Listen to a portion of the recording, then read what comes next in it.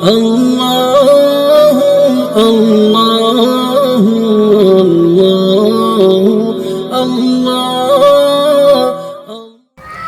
بسم اللہ الرحمن الرحیم، الحمد للہ رب العالمین والعاقبۃ للمتقین والصلاة والسلام علی سید الانبیاء والمرسلین وعلی آلہ طیبین طاہرین الی یوم الدین، اما بعد۔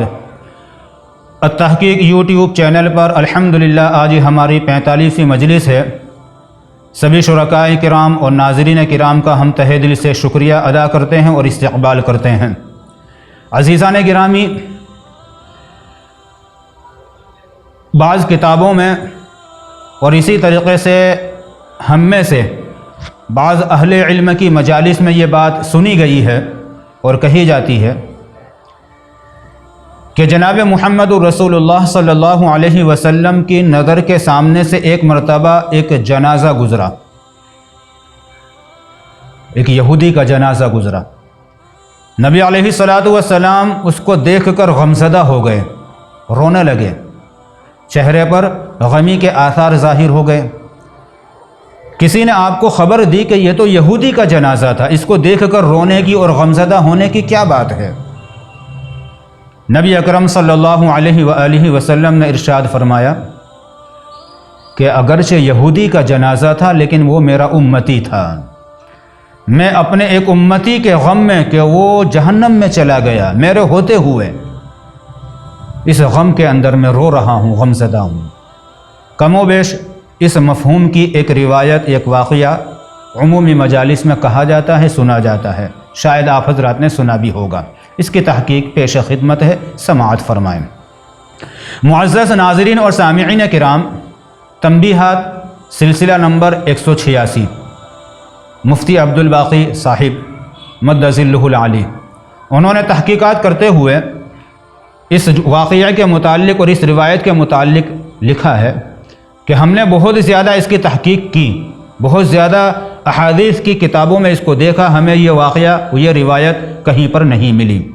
یہاں تک کہ ہمارے تعلق میں جتنے مستند اور معتبر ادارے ہیں اور جہاں پر ایسی تحقیقی خدمات انجام دی جاتی ہیں، وہاں پر بھی ہم نے پوچھا کہ بھئی اس کے بارے میں کوئی معتبر حوالہ، تو وہاں سے بھی نفی میں جواب آیا کہ ہمیں یہ روایت تحقیق کے باوجود نہیں ملی۔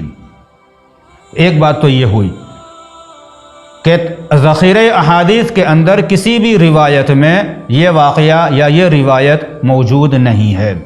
البتہ اس سے ملتی جلتی دو روایتیں ہیں۔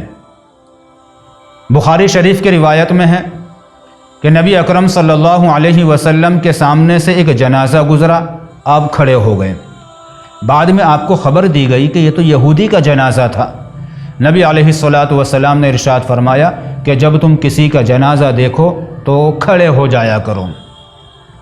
ایسے ہی بخاری شریف میں ایک دوسری روایت ہے کہ نبی اکرم صلی اللہ علیہ وآلہ وسلم کی خدمت میں ایک یہودی بچہ آیا کرتا تھا۔ اچانک ایک دن وہ نہیں آیا، بیمار ہو گیا۔ نبی صلی اللہ علیہ وسلم اس کی عیادت کرنے کے لیے اس کے گھر پر تشریف لے گئے، اس کے سرہانے پر بیٹھے، اس کی خیر خبر پوچھی۔ پھر آپ صلی اللہ علیہ وسلم نے فرمایا کہ کیا ہی اچھا ہوتا اے بیٹا اگر تو کلمہ پڑھ کے میری آنکھوں کو ٹھنڈک کر دے، ٹھنڈا کر دے، ٹھنڈک پہنچا دے۔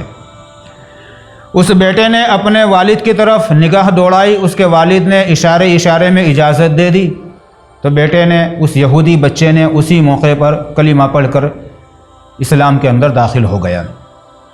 نبی اکرم صلی اللہ علیہ وسلم وہاں سے مسکراتے ہوئے اور یہ الفاظ اپنی زبان مبارک پر دہراتے ہوئے باہر تشریف لائے، الحمدللہ الذی انقذہ من النار، کہ تمام تعریف اس اللہ کے لیے ہے جس نے اس بچے کو جہنم کی آگ سے بچا لیا۔ یہ دو روایتیں، یہ دو واقعے الگ الگ بخاری شریف کے آپ کے سامنے پیش کیے گئے۔